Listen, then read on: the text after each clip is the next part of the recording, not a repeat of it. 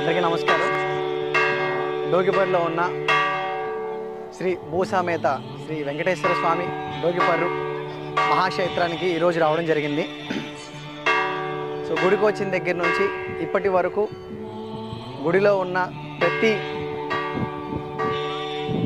పుణ్యక్షేత్రాలు, ఆ లోపల ఉన్న విగ్రహాలు చాలా మమ్మల్ని ఆకట్టుకున్నాయి. చాలా ఆహ్లాదకరంగా ఉంది గుడికి రావడం వలన.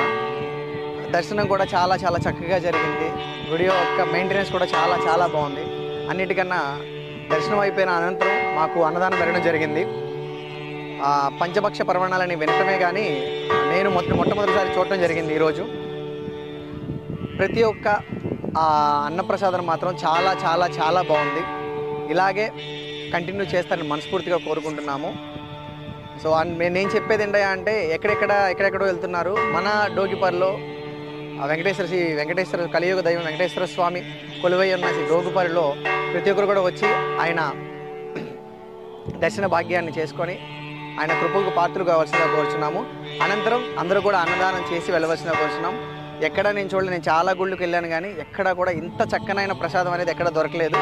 నేను ఫస్ట్ టైం ఎక్స్పీరియన్స్ చేశాను కాబట్టి పనిమాల చెప్తున్నాను. సో అందరికీ కూడా ధన్యవాదాలు తెలియజేసుకున్నాను.